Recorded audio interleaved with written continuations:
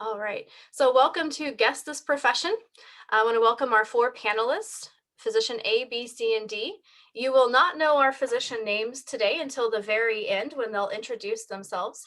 But the idea of this panel is to allow you to hear what different professionals are doing in their careers. And throughout the question and answer session, I want you to really pay attention and think critically about what do you think these people do for a living. At the end, I'm going to ask you, the audience, what do you think physician A does? And in the chat, you're all going to post what you think the person does. I do not want you to post what you think they do while they're talking. So don't do that until I ask you to do that at the very end, because we don't want to sway anyone's thinking there. So if you already have a really good idea, just write it down and keep that till the end. And then we're going to ask everyone to share at the same time. So we'll go through A, B, C, and D, and then at the end, we'll let the physicians introduce themselves and talk a little bit about what they do. So this is a 1-hour session, so we're going to have to leave some time at the end for that and some Q&A. So we're going to go through about 8 questions I have, and then I'll open it up to the audience, and you all can ask appropriate professional questions of our panelists to try to figure out what they do before we have them announce what they do. All right, are we ready? Any questions from anybody? All right, here we go. So we'll just go in order, A, B, C, and D as we go through the panel. So what are your typical work hours?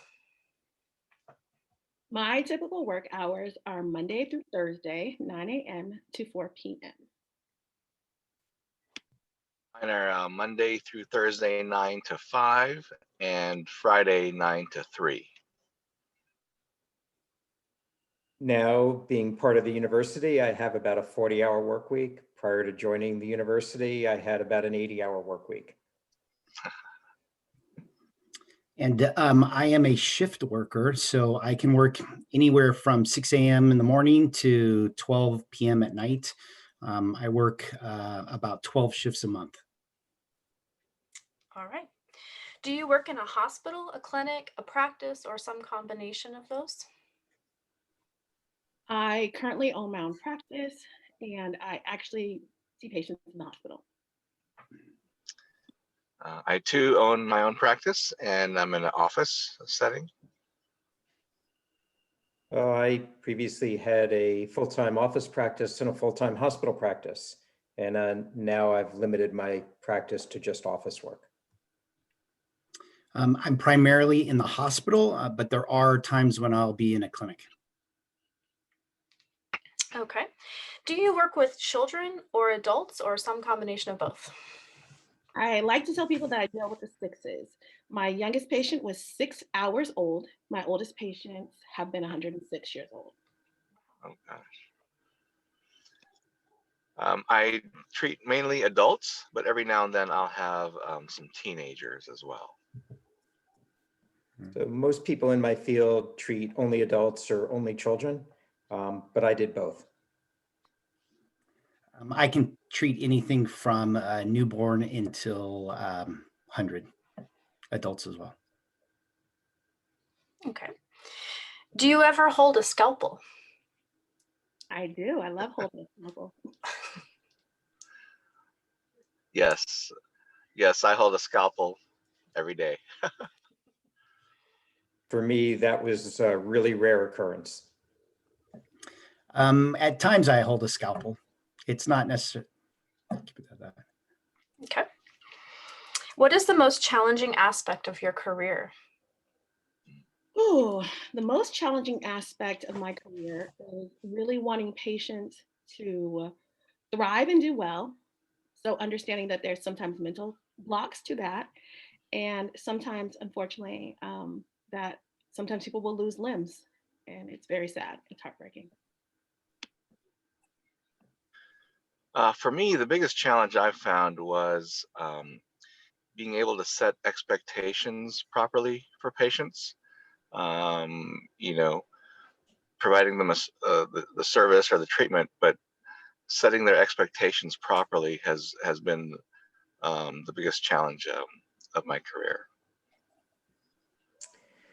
I take care of a lot of really rare, unusual diseases, sometimes fatal.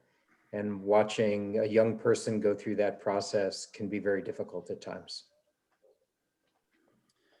For me, the social determinants of health play a big challenge in what I do on a daily basis. How many years was your residency, or did you do a fellowship, and how many years was that? My residency was 3 years. I was offered to do a fellowship, but I decided to do more surgery instead. My residency was 5 years, and then I had fellowship of 2 fellowships, 1 year and then one of 2 years. 3 years of residency and 2 years of fellowship.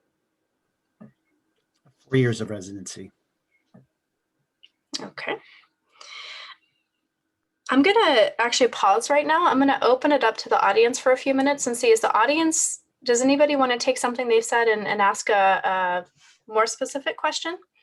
Or does anyone have any questions for our panelists to try to figure out what they do for a living? Feel free to unmute yourself, or you can post them in the chat and I can read it out loud.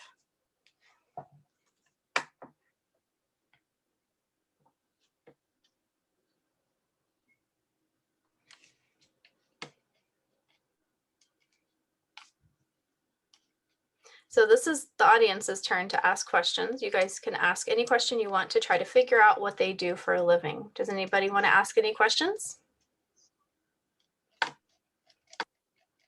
Usually there's a lot of questions. Of course, we've never done this in Zoom before, so it does change it a little bit. Oh, Lucero, good to see you. Hi. I just wanted to ask if it's easy or hard to have a work-life balance. And I don't know, maybe that will tell me what kind of position you are. Thank you. Mm-hmm. For me, work-life balance is extremely important to me. So that did help determine the career that I chose, the career path that I chose. And yes, I actually am able to balance family, social activities, and my career. And I am very glad that in the time of pandemic, I have young children, I'm able to take them to work with me. So that makes a huge difference for me in having to deal with life's hurdles. Yeah, work-life balance is really important. Burnout is obviously a big issue among doctors. For me, it's a little bit of the opposite, where I picked a career, did my residency training and got right into it without really a strong emphasis on balancing. And it took me a number of years to sort of fully realize that was something that I could take control of and manage. So over the last maybe 10 years or so, that's when it's really become something that I could actually control very specifically. And so now I can say, yeah, I've gotten to a point where work and life and family is nicely balanced, but it took a few years to get to that point. Most people in my field have a great work-life balance. There's a real high physician satisfaction rate for my field. It's always rated as one of the top areas for physician satisfaction. I chose to take a different course in my profession, which gave me a much more difficult time. I agree with Physician B. I think work-life balance, when I first finished residency, we didn't understand that. You come out of residency, you're broke, you're trying to deal with student loans. And, I think you said it perfectly correct. A lot of what he said is the same things that I had gone through. I'm in a very high burnout specialty, and especially with the pandemic, the work-life balance has been a little bit challenging because of the infectious component of that. But I think as you get further on in your career, you start to say, you know what, here's where I'm going to draw the line. And I think it's something that you evolve into. And I think that if depending on what you go into, you're going to build a practice, you're going to need to be accessible. in order for people to, refer to you, et cetera. And that is part of that building phase that needs to occur. And then you get to a point in your life where you need to kind of balance that out. At least that's kind of how it happened with myself. Okay. So we had some other questions come in. Do you work with communicable diseases? I definitely do. There's a lot of communicable diseases in my specialty, quite a bit. So the pandemic was nothing new with PPE. It was nothing new with washing your hands, mask, gloves, nothing different for me. In my specialty, not so much. That's we treat mainly well people, so that probably says enough. It's not the main part of my field, but absolutely, yes. We deal with a lot of communicable diseases. And I certainly do. And I would say the pandemic upended that a little bit more than normal. Okay. Do you typically provide inpatient or outpatient services? I provide both. I need to be there for my patients, and I do admit patients to the hospital, and I also do treat patients in the outpatient setting. I do have hospital privileges, but my practice is pretty much outpatient office. Most people in my field are primarily outpatient and office-based in their practice, but I love inpatient care, so I did a lot of inpatient work. Theoretically, I'm outpatient. I'm in the hospital, but I'm considered outpatient in the hospital.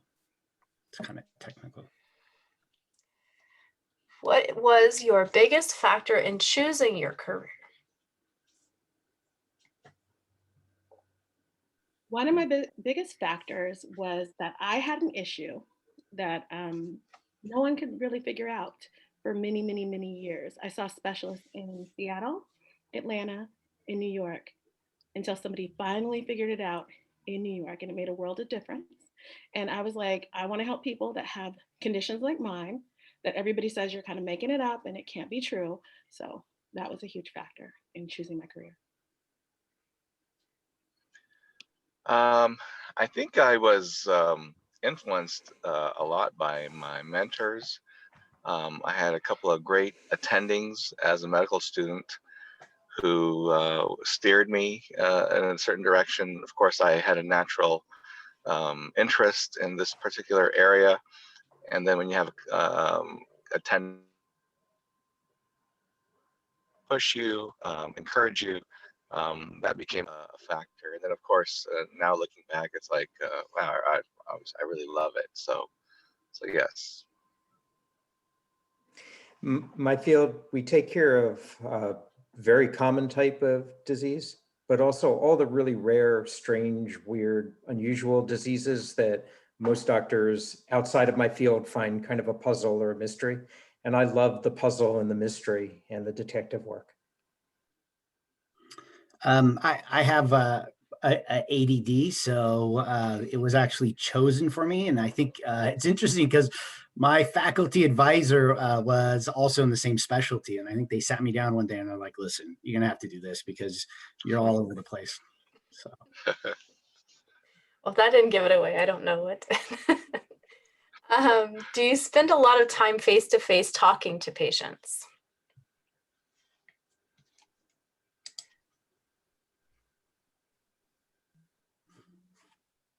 Sorry, my camera froze. Yes, I do. I do a lot of, I prefer face-to-face with patients. I also do telemedicine, but I prefer face-to-face. I'm going to kind of add on about what's an average amount of time, like minute-wise, you spend per patient? Oh my gosh, I think I spend more than most. So average time that I spend with patients, new patients can be anywhere from 45 minutes to an hour and 15 minutes, which is very long in the medical world. But average time, I would say at least 35 to 40 minutes with most patients, face-to-face. Yes, I definitely spend a lot of face-to-face time. I mean, I said earlier about setting expectations and Talking, the consultation, of course, the follow-ups, communicating what I can do for them, and of course what they're asking me to do is a huge part of the practice. So I spend certainly a lot of time with them, anywhere from 20 to 30 minutes is probably a good average time there that I spend with patients. The vast majority of my time is spent face-to-face with patients. My field, everything is based on really history and physical examination. For a new patient, something that's very simple and straightforward may be as short as a half an hour or as long as 2 to 3 hours. Not unusual for me to spend between an hour and 2 hours with a new patient.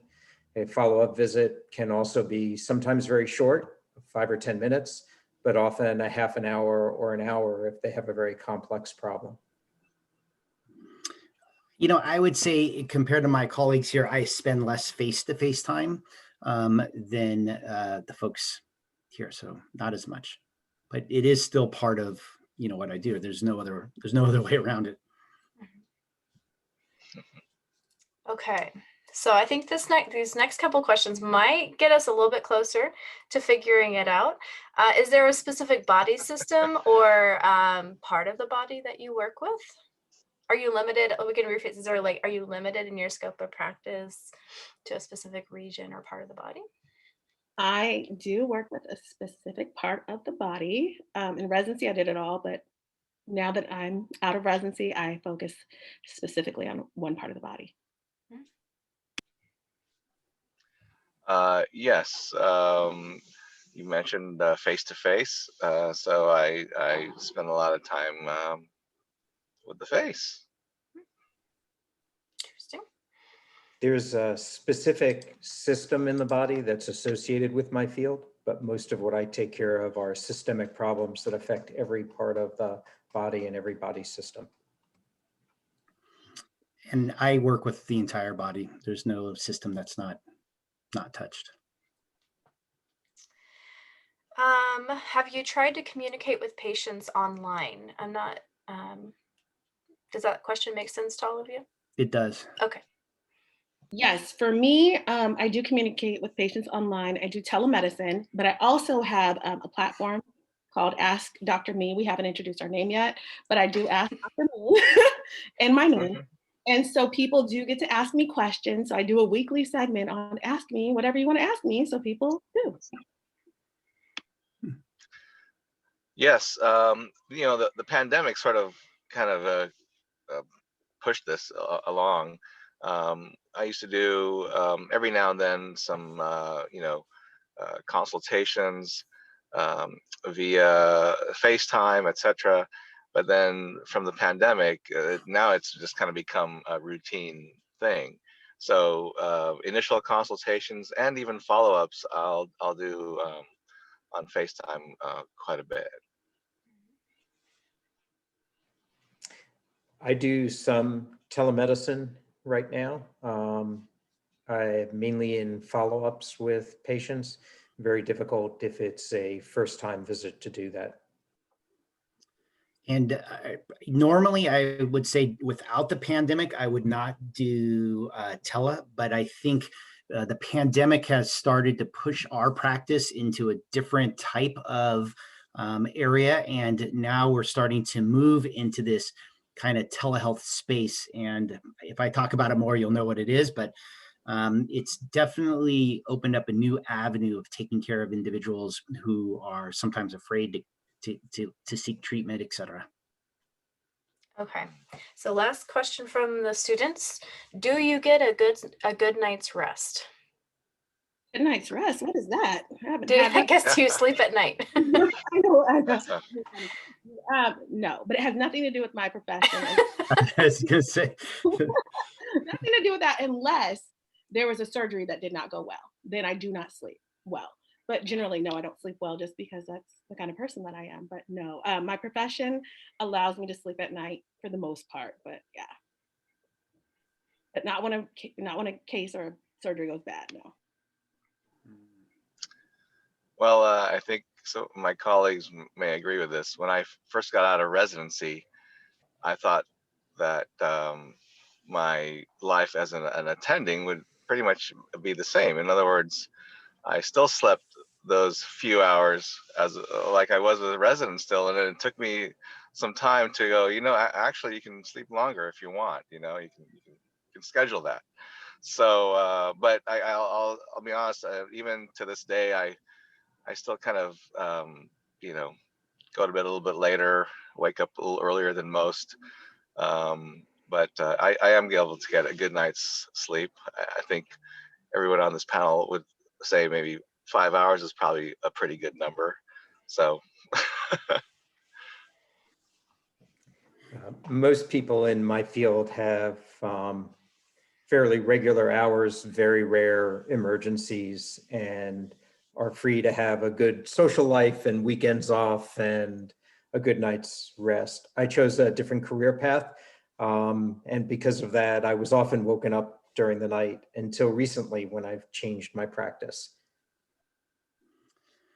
Yeah, it's interesting. After residency, I could always find, I could sleep at anywhere. I could be anywhere and I could just sleep for a few minutes. I would say it depends if I get a good night's sleep. I have it just depends if I get a good night's sleep, but this stuff stays with you forever. And now it's like 5 hours, man, that's golden. If even that. So, but then who knows if it's just age too. So I don't know, but. yeah. Okay, so let's go ahead and transition and see if anybody can guess what our panelists do. So let's start with Physician A. If you know what Physician A does, go ahead and post it in the chat and let's see what you came up with. Can our physicians see the chat and see what they're posting? Okay. And I can definitely see it.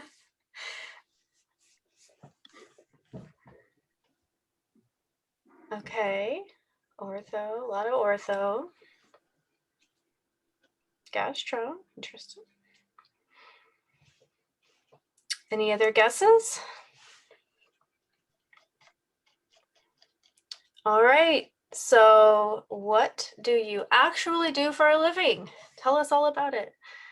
Well, let's just do a quick announcement and then we'll go back around and we'll let everyone fully talk about what they do. If that's okay.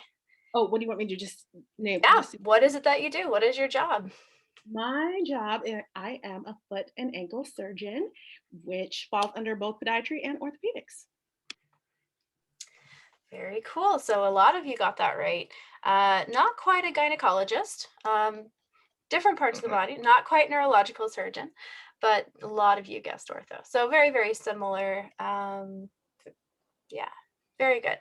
All right, Physician B, let's guess, what does Physician B do for a living?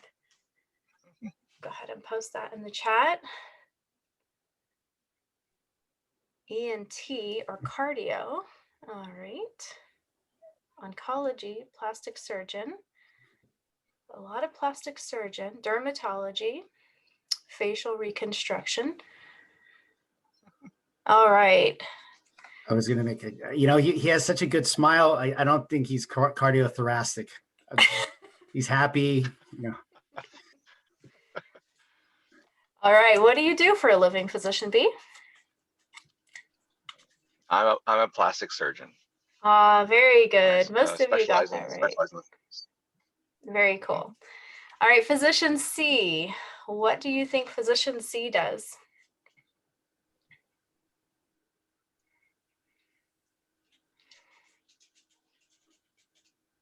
I think Physician C was a little bit harder. I think we could have went a lot of different ways with that. Internal medicine, psychiatry, endo, family med, rheumatology, neurology, interesting, derm, all over the place. Yeah, you were pretty good at keeping that secret.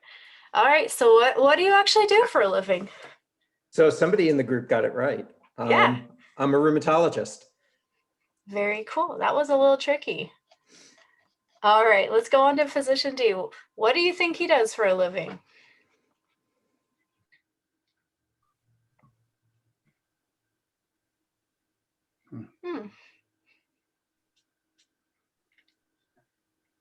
Okay. I guess I was a giveaway there. No, you were pretty good. There were a couple things there that might have given that away. All right. Did they get it right? They did. They did. Awesome. Awesome. Good job, everybody. So let's take the second half of this workshop, and let's start with Physician A. And if you want to tell us, your name, your journey, about a little bit about your educational journey and what you do. Tell us all about what you do for a living right now. Okay, I am Dr. Jacqueline Buckley. I am a podiatric foot and ankle surgeon here in Seattle, Washington. And the journey has been interesting. I originally was going to be a pediatrician. Then I was going to be a psychiatrist. I must love the P's because I ended up doing podiatry. So quite the journey. I specialized early. And so in my regular day, I can do anything from an ingrown toenail to diabetic foot care. Unfortunately, in my specialty, I do a lot of amputations. That is a very hard part. People come in and I have to really know, people think it's legs and feet, but I've never seen a person walk in with just legs and feet. So you really have to understand the vascular system, the nervous system, everything to really make sure that you're doing the best that you can for your patients. And also too, I have a certificate in executive coaching because I really want to understand people's mindsets, especially when you have systemic diseases. It's really hard to reach out to your patients and sometimes understand where they're coming from. So whenever somebody's trying to heal from something such as, say, diabetes, it seems so straightforward. In the South, they used to say, oh, my auntie had the sugar, my grandmother had sugar. But it's really that complex component of really understanding how it affects your body and having the patient understand that they are the first, baseline in their own healthcare. So I educate in the community. I do a lot of lecturing. Now that the pandemic has started, I do a lot of webinars on podiatric health. And I do everything from ingrowns, ankle sprains, ankle fractures, a little bit of everything. And so in addition to that, I also sit on the Washington State Podiatric Board where we make legislature for podiatric medicine in the state of Washington. So that's really exciting and really helped to push the profession forward. So there's a lot to it. And residency was interesting and fun. I had 2 kids during residency, one my first year, one my last year. It was very different being a woman in healthcare and choosing to have a family. Some people made that very difficult. That's a whole nother conversation. But yes, so it's been a fun journey. I wouldn't have changed it for anything. And I'm very blessed. And you just started your own practice, right? I did. I had very, very quick story. I was on a trip. I was actually on call. And in my practice, the other 2 doctors took call for me for 3 days. And then I was going to come back and take the last 4 days of my call. I never came back to take that call. I fell down a cliff and broke both of my arms and a vertebrae in my back, and I have nerve damage in my right arm. So I could not practice for 2 years. So I just came back and opened my own practice, and I'm very, very excited and thankful. So. Oh my gosh. I didn't hear about the cliff story. That's terrifying. All right. Well, thank you so much, Dr. Buckley. You want to tell us all about yourself, Physician B? Yes. So my name is Dr. Arnold Almonte. I'm a plastic surgeon, and I'm in private practice in Northern California in the Sacramento area. I have students, pre-med and medical students that rotate through my office, and so I always share my story with them. And the main theme of the story is always, guys, it's a long road to become a doctor. No matter what specialty. And there's many other professions that you could pick, but if you are interested in medicine, I will definitely, coddle you and nurture you and try to guide you because of the shortage we're about to face in the United States in the coming, few years. We need physicians, and so that's kind of a little bit of a mission for me, is to help kind of nurture some of the new ones coming through.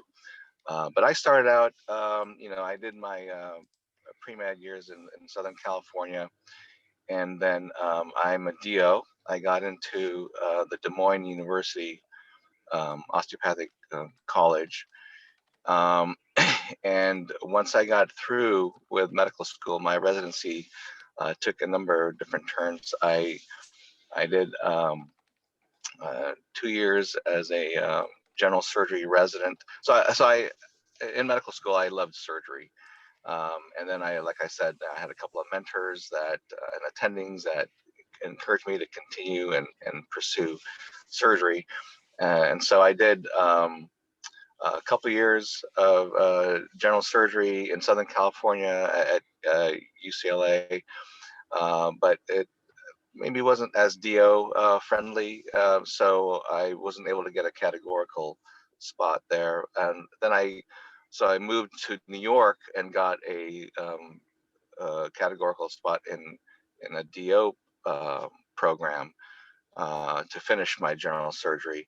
And then it was in my 4th year of general surgery that I really took an interest in plastics.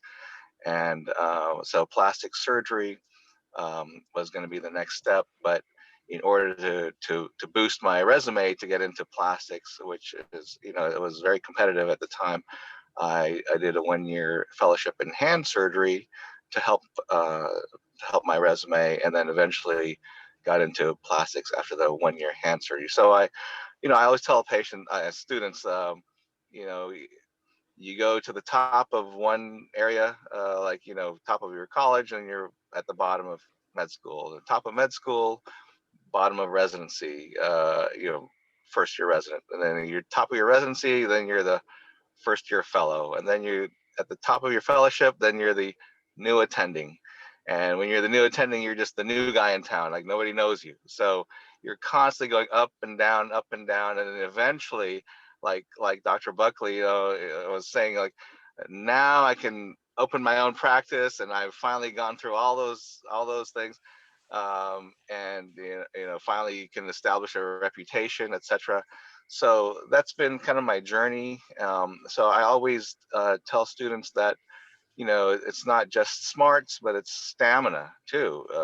Doing what we do, you just have to kind of just stay in there and hang in there, and eventually you'll get to that point. But the most important thing is I love what I do, and if you love what you do, then really all the years that are spent getting to this point really don't, they just fly by. I'm married. I have 3 girls. 2 of them are pre-med, freshmen in college, and then I have a younger one as well. So my practice is pretty much office-based. When I first got out of residency, I did a lot of hospital work. I was on call. I went right into private practice, so I set myself up to be on call at like 4 different hospitals. I was running back and forth, running around, and so this is what I was referring to earlier. Like, my wife would say, you can actually just not do that. You can actually just say, I only want to work these hours, and I only want to see these types of patients. And as a resident, and a fellow, all those years of training, you're just on a certain, mindset, and you're just trying to get the work done. You're trying to, please your attendings. You're trying to see all the patients. And so it took me a while to actually realize, what, I can control this stuff now. And so when I kind of hit that past that mental block, it was like, wow, okay. And so about 10 years ago is when I kind of made the switch from seeing and doing the whole body, because plastic surgeons, by the way, it's a whole body specialty. You're reconstructing anything from the scalp to the foot, etc. I did a lot of breast cancer reconstructions and skin reconstructions for patients who had skin cancers and had them removed, to just now being able to pick, I actually really like the face. Okay, let's just do the face and be a facial specialist. And that's what I made about 10 years ago. I made that decision, and it was like really eye-opening. Like, wow, you can actually turn away certain patients and just see what you want to see. And so that's kind of when my the work-life balance really occurred. And so I've been sort of working on that over the last 10 years and have gotten to a nice balanced situation in my own practice. So that's a lot to share. So I hopefully that wasn't too confusing, but that's been my journey. Thank you so much. All right. Now we know your name, Dr. Feinberg. So I had a little bit different journey than most people in my field in rheumatology. I was inspired in medical school by a very smart, brilliant pulmonary medicine specialist. And he struck me as the smartest person I had ever run into and motivated me to want to be like him and go into that field. I enjoyed surgery, but I thought it was kind of boring. And as I started into my internship residency, I was thinking about cardiology, and that was right when cardiac catheterizations started to emerge in that field. And it seemed a lot to me more like surgery and also boring, just too repetitive. And I started looking around and found rheumatology, which at that time was a very new field. I'm really the second generation of rheumatologists in the United States.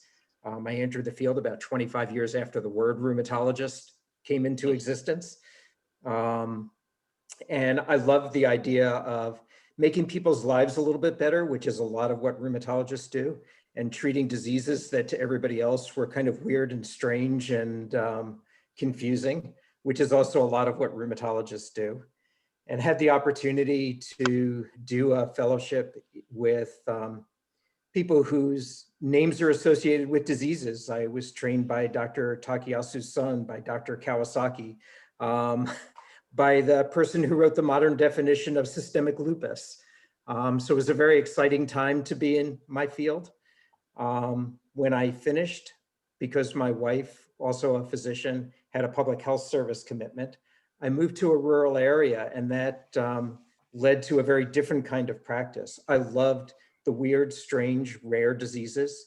The National Organization for Rare Diseases is a favorite website of mine. But because of that, I became the referral source for a good part of 3 states, part of a 4th state. I took care of very rare and unusual problems that were very demanding. So I had a very big hospital practice. Because my field was so young, there was a lot that we still didn't know. There's still a lot that we don't know in my field. So I wound up doing a lot of research work. And my practice developed into a full-time research practice, a full-time teaching practice, and a full-time private medical practice. And eventually I got too old for that, so I joined a university, and now I practice a little bit, teach a lot more, and do administration mostly. And just to confirm, you got your degree at an osteopathic medical school? Yes, so it's now Western University. Back then it was the College of Osteopathic Medicine of the Pacific. I was one of the first classes at that medical school. I did an osteopathic rotating internship, which was a requirement back then, and then an internal medicine residency, in an osteopathic residency, and then a rheumatology fellowship in an allopathic or MD fellowship program. Thank you. Thank you for sharing. Really amazing journey. Dr. Burke? Yeah, happy to. So I started my journey at UC Davis, and I graduated as an undergraduate from there, and you're in a very unique environment because you can go to the medical center, et cetera. I was heavily into research at the time. In fact, I was deciding, I don't know if any of you have worked at the vet hospital. I actually had a job at the vet hospital, and I had one of my mentors was, one of the deans of the vet school at one time. And so I was working on all of these equine horses. And one day I realized that I enjoyed talking to people more. And so, they suggested I be educated on the other side of the country because I liked research. And so I went to Rutgers at the time, is New Jersey Medical School. And then I went to NYU for residency. And the unique piece of that is that I was a resident right at the turn of the century. And then 2001, I had just finished being an attending. And you can kind of put the 9/11 and all that stuff that occurred. And then I came back here to LA, and I worked as an ER physician. And, you know, I was working all the time, right? You know, you could just 3 hospitals, just like Dr. Almonte said. And I think it's important, you know, to go back to what it's really important that as you go through this journey in college, and I look back and I tell my kids, you know, Davis has all these unique things, and, you know, there's so many things that you're not going to be able to do again 4 years. And there's plenty of time in your careers to be in the hospital. In fact, you're in the hospital all the time. You know, you'll know which hospital has the better food, and, you know, you may, you know, pick those times, but, you know, when I look back, I think about no regrets, but I always would say, you know, wish I had taken how to drive a tractor at Davis. I know it's crazy, but, you know, we have a farm in North Carolina now where I wish I knew how to drive a tractor. And then, you know, it's all those little things that, you know, make sure you kind of stop. I'm fortunate. I work with a group of people who are almost like my family now. I've been with them now for about 20 years, and we've been through the ups and downs of life. And, you know, a lot of times when we sit around and it's chaotic now, right? We all in masks, it's chaotic. We stop and we're talking about, you know, Shakespeare. We're talking about, you know, one of a big astronomer here at UCLA. And, you know, so I think it's important that you diversify yourself. In the last 5 years, I've decreased my clinical practice. I oversee the physician organization for Adventist Health on the West Coast, as well as a bunch of service lines for ER, et cetera. So just like Dr. Feinberg, most of my daytime hours are spent with administrative work, which I actually find very rewarding. And then weekends and nights at the moment are for my clinical time, which is not as much as it used to be. So, but I want to pause there because I think people might want to ask us questions, right, Joanna? Very possibly. Does anybody have any follow-up questions for any of our guest speakers today?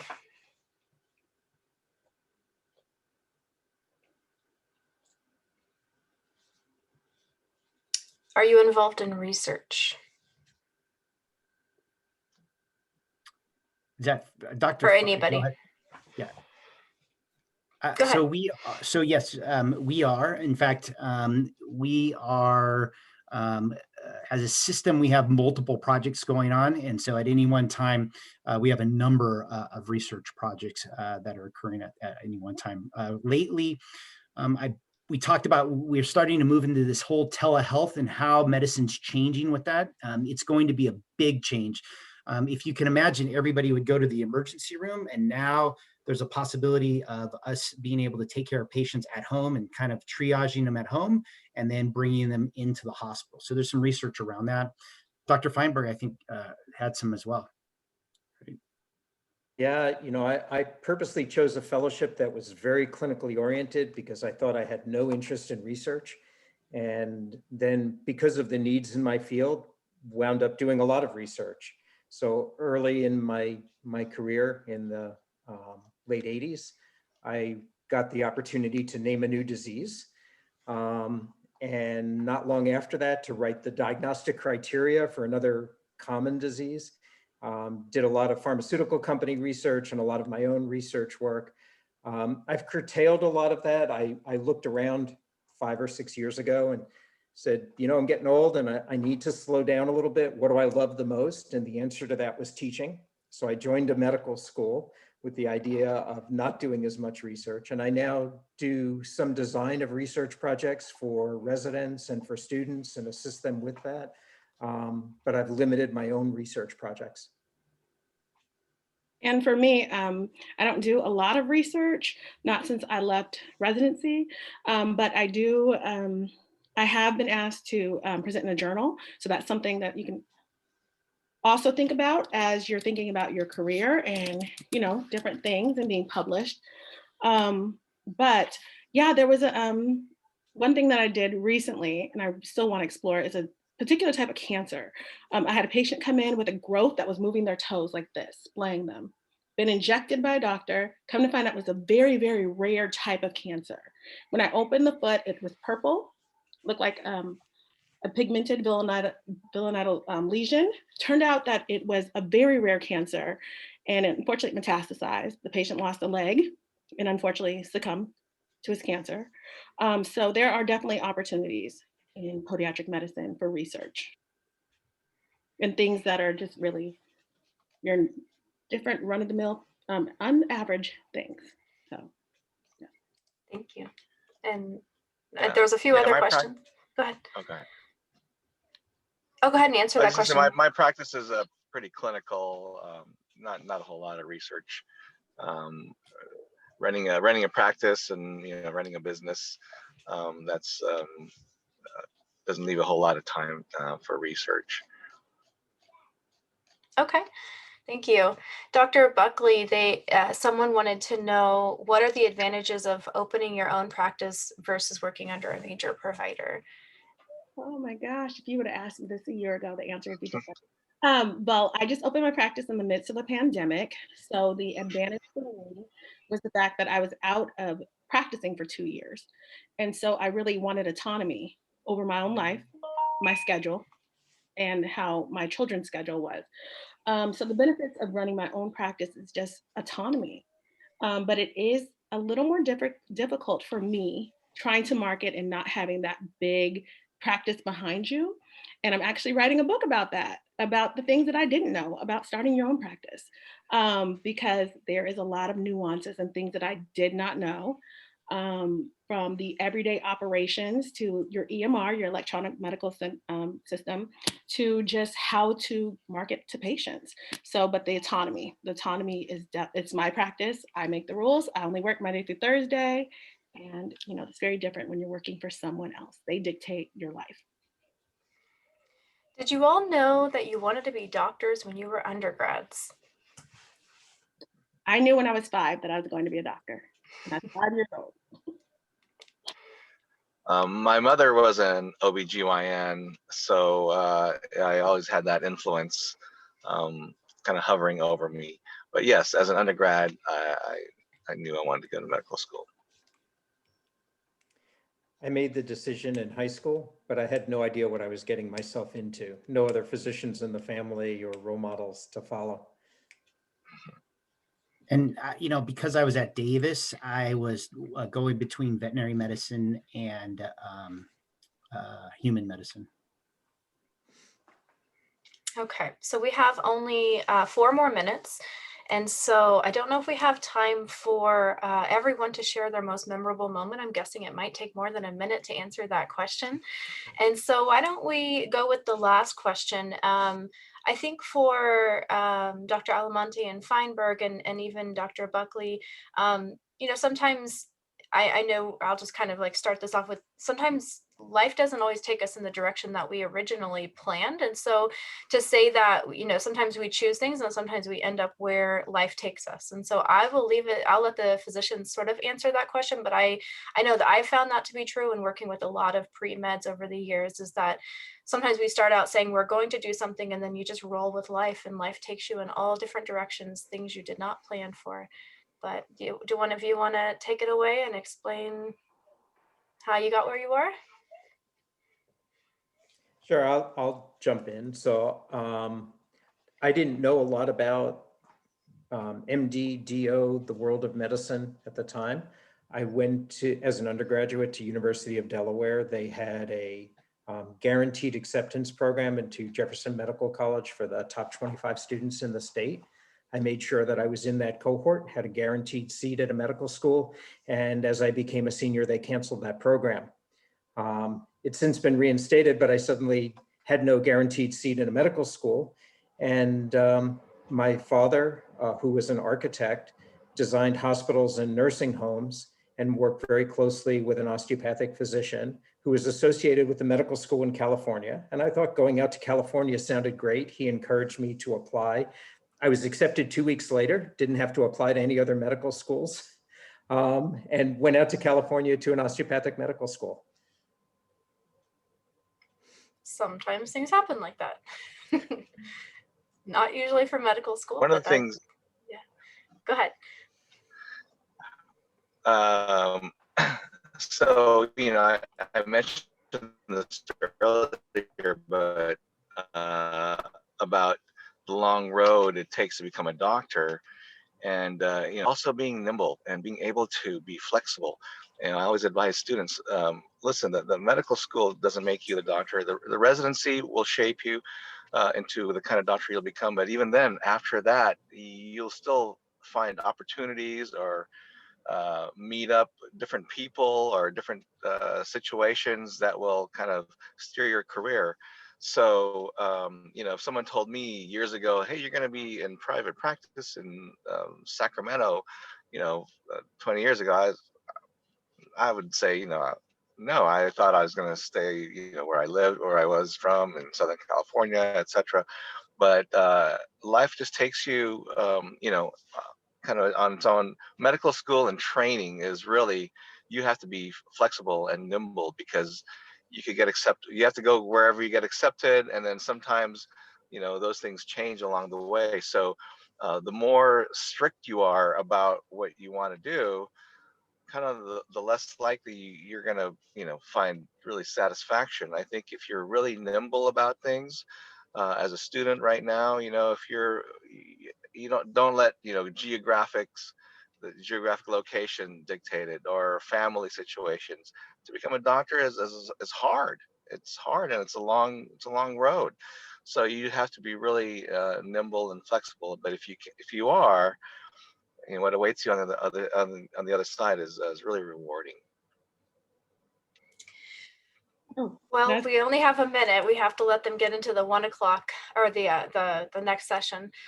Do you want to add to that really quick, Dr. Buckley? I'm going to say very, very quickly, I am a doctor of podiatric medicine. I'm not an MD or a DO, which is very interesting. People have judged that because they're like, what is that? So I took the MCAT, got accepted to different schools, and some of them were podiatry. I was like, who wants to look at feet all day? I don't even know what that is. But it was the right decision for me, especially with what I had going on. And there's a lot of bumps and there was a lot of curves, but like Dr. Alamonte said, it's just really about what it means for you. And you just have to be flexible. I had a residency close on me just out of the blue and had to start over. So it's a journey, regardless of whatever you choose to do. Absolutely. I so much appreciate all of your time and being here. It was a very fast hour, but I know even I've learned so much from you all. So thank you so much. I hope our students took away something new today about a different career that they had not heard of. They're all saying thank you, thank you, thank you in the chat. I don't know if you can see that, but we very much appreciate your time. It's always a fun experience guessing people's professions. So have a lovely rest of your weekend. They are going to scramble off to the next workshop. So they are all taking off right now. If any of you want to, I don't want to keep you much longer on a Saturday, so I'll leave it up to you if you want to stick around and answer questions from anybody specifically, but yeah, it looks like most of them are leaving. All right. Well, thank you all so much. Yeah. Never enough time to answer all the questions. One thing I wanted to point out to everybody was I think I know Jackie. I think three of you have spent some time in New York or on the East Coast. Dr. Feinberg, did you spend any time on the East Coast? Or you said you were from Delaware. Yeah, so actually I was born in New York, Okay. but I did all of my training on the East Coast, aside from my medical school, and then practiced in a rural area in Kentucky for over 30 years before coming to California to join the medical school here. And I actually met Jackie in New York. And so we've all spent some time in New York. That was one thing I wanted to emphasize to the group, is just sort of like letting go of that geographic attachment. And I don't remember who said that, but thank you for saying that, because for so many California applicants, that's just seems to be the driving force. It's like, I have to stick in California, and like life doesn't work that way sometimes. Sometimes you have to, sometimes you need to, sometimes you just want to get out of where you're from. And I think it's a good thing. I always stress that, but it's nice when other people say it. You mean there are other states outside of California? Oh, come on. I know, right? Yeah. Where I get you go it. for California's training will lovely, shape. but it does help all of us when we leave and try something different. I've lived in 3 states and I don't regret it at all. I think New York is a blast in your 20s. I tell my students, like, everybody should be in New York during their 20s. It's so much fun. Everybody should Yes, be in their 20s. Oh my gosh, I had way too much fun. Way too. for sure. Yeah. All right. Well, thank you again. I'm going to close Thanks, out Jen. this session, Take care. and I hope we get Nice to to cross meet you paths all. in the future. Take care. Nice to meet you all. Thank you Bye. so much. Bye. Bye. Bye-bye. Bye.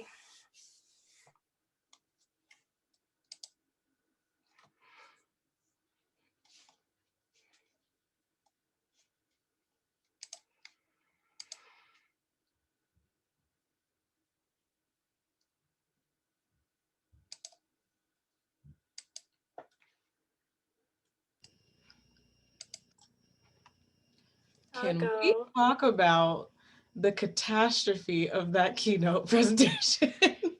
That, Joanne, I didn't want to say anything. what was that? I was like, are you kidding? Mind you.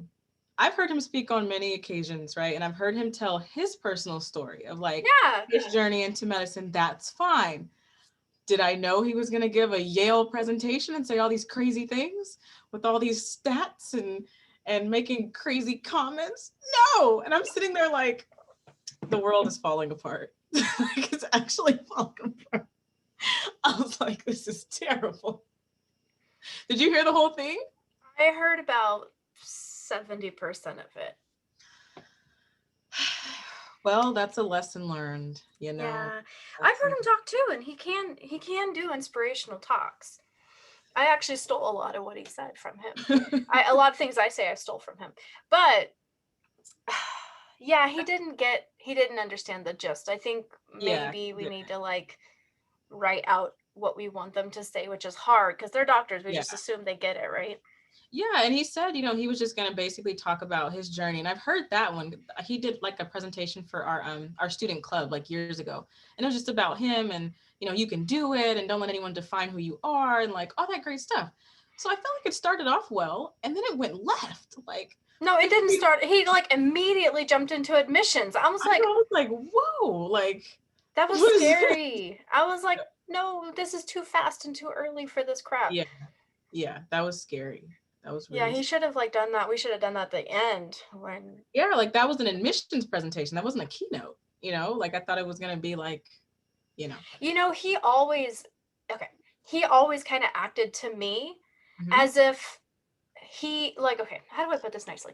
You don't have to put it nicely. You can just be transparent. He acted like I was not capable of doing an admissions presentation. He always like had a tone where like anytime we did a lot of things together, but if it was like anytime I said I was going to talk about it, he'd always be like kind of dismissive or condescending to me about that.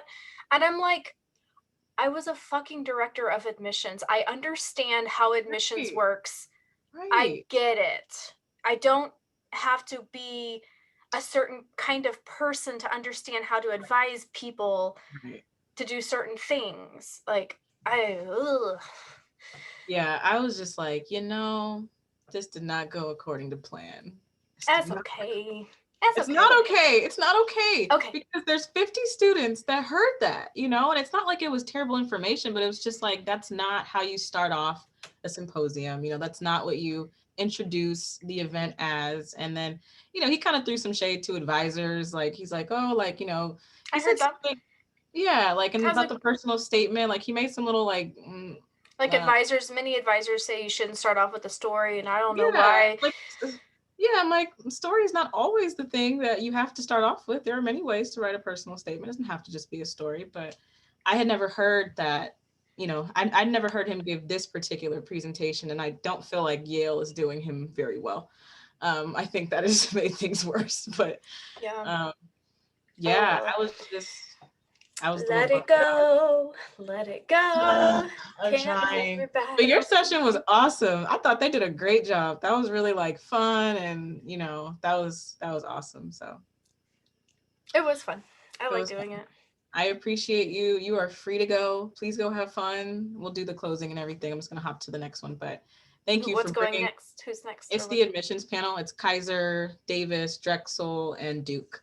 Cool. For the admissions panel. So that should be cool. But I'm so glad your session came right after and just kind of got things like back on track. Cause I was like, what a train wreck. Like it's okay. You know, I've had terrible keynotes. Like imagine having a terrible keynote for pre-health conference. 2 years in a row, we had terrible keynotes. 3,000 people.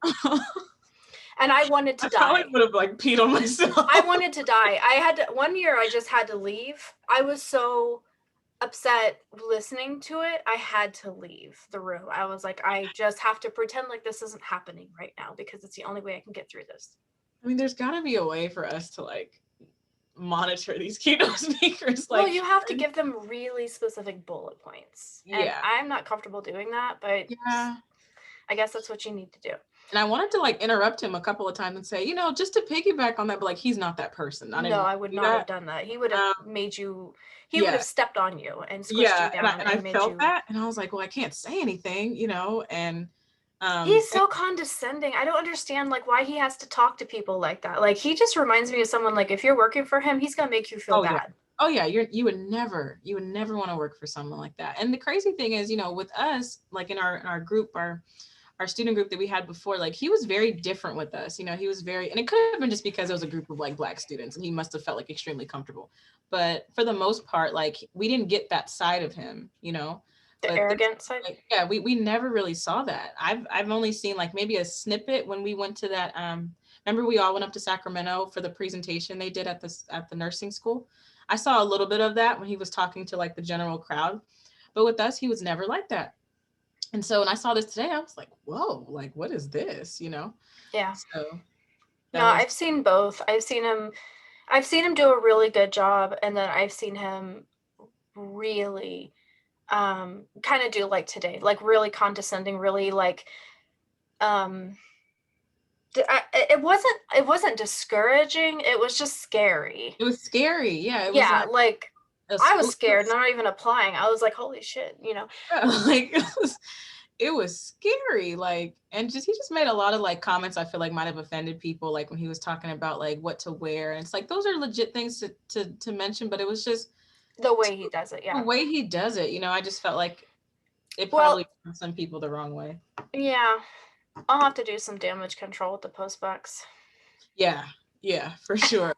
Thankfully, as we were transitioning to the next session, I think you had already hopped out to start yours, but Manisha like kind of hopped in there and she's like, so you should come to HPA and let us help you with your story. You know, it was like perfect. Like she had this whole little spiel and Dr. Lattimore, like he stayed to see what she was going to say. Right. And she was making like very good points, like, you know, to piggyback on what he said, but then she was bringing it right back to like baseline, like, we are here for you. Like, we are the ones that are going to help you do that, you know? And so, yeah, it was, I'm really glad she did that because I was just like, I just want to like delete him from the, from the Zoom meeting and just like tell him like, I don't agree with half the things that were going on there, but I think she took it in a really nice direction. So. Yeah, good. Yeah. I'm glad. Yeah, I wanted to start the room and the other ones. I missed the end of it, but good. I'm really. Yeah, he ended nice.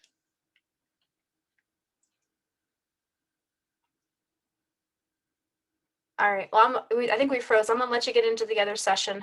You did a great job. Don't worry about anything. I'll talk to you later.